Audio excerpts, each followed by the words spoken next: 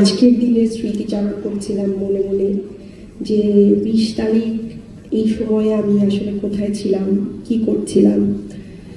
তো 20 তারিখ সকালের দিকে আমি মনে হয় গতকালকে ফেসবুকে লিখেছি যে 20 তারিখ সকালের দিকে আমি রামপুরা বাড্ডায় ছিলাম এবং কি ভয়াবহ, মানে রাস্তার মধ্যে কি ভয়াবহ স্মৃতি।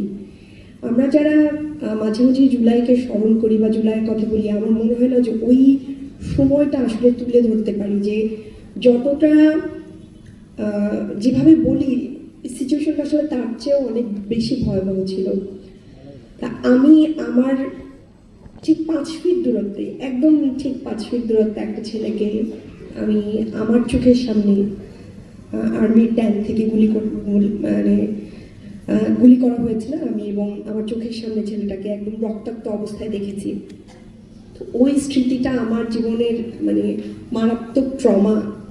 আমি 2টা ট্রমা নিয়ে সবসময় খুব অনেক বেশি ভুগি। 24-এর পর একটা হচ্ছে যে হাদির মৃত্যু, আর জুলাইয়ের যে রাতগুলো, যে দৃশ্য, রাস্তার যে দৃশ্য আমি দেখেছি, সেই দৃশ্য, এই ট্রমা আসলে ভোলার না। এবং এটাকে মানে মনে করাটা যে কত ভয়ঙ্কর, এটা যারা এই ট্রমার মধ্যে থাকে তারা জানে। তো সময় অল্প, বেশি কথা বলবো না। জুলাইয়ের পরবর্তী সময়ে আমি আমার বোনদের উদ্দেশ্যে কিছু কথা বলতে চাই। আমরা মেয়েরা সবসময়ই আমাদের সন্তানদের নিয়ে স্বপ্ন দেখি যে আমরা ডাক্তার, ইঞ্জিনিয়ার বানাবো, শিক্ষক বানাবো বা আলেম বানাবো। পাশাপাশি আমাদের বোনদেরকে স্বপ্ন দেখতে হবে যে আমার সন্তানকে আমি একজন ভালো রাজনৈতিক কর্মী বানাবো। এইটা বোধহয় এই সময়ের, জুলাই পরবর্তী সময়ের সবচেয়ে বড় মানে আকাঙ্ক্ষা হওয়া উচিত। কারণ আমরা আমাদের সন্তানদেরকে রাজনীতি থেকে দূরে রেখেছি। রাজনীতি আমরা খুব রাশ ভাষায় যদি বলি যে রাজনীতি আমরা পেছনের বেঞ্চের ছেলেদের হাতে তুলে দিয়েছি, যারা মাদক কারবারি করে, যারা চাঁদাবাজি, গুন্ডামি, মাস্তানি করে, তাদের হাতে তুলে দিয়েছি।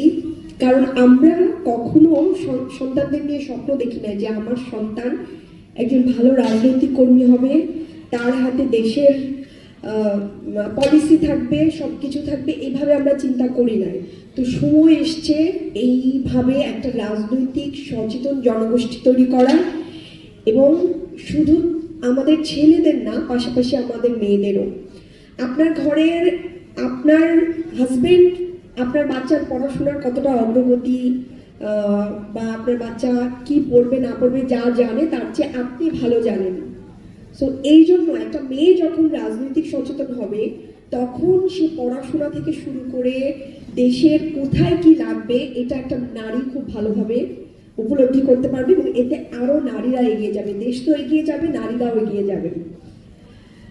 আজকে এই ময়দানে, এই মঞ্চে দাঁড়িয়ে আমি স্মরণ করছি আমাদের নারী শহীদদেরকে, যাদের কথা আমরা প্রায়, অনেক ছেলেদের প্রোগ্রাম হয়, অনেক কিছু হয়, আমরা আবু সাইদ, মুগ্ধ, এখানে শান্ত, সবার কথা স্মরণ করি, কিন্তু বেশিরভাগ ক্ষেত্রেই এই নারী শহীদদের কথা আমরা একটু কমই বলা হয়।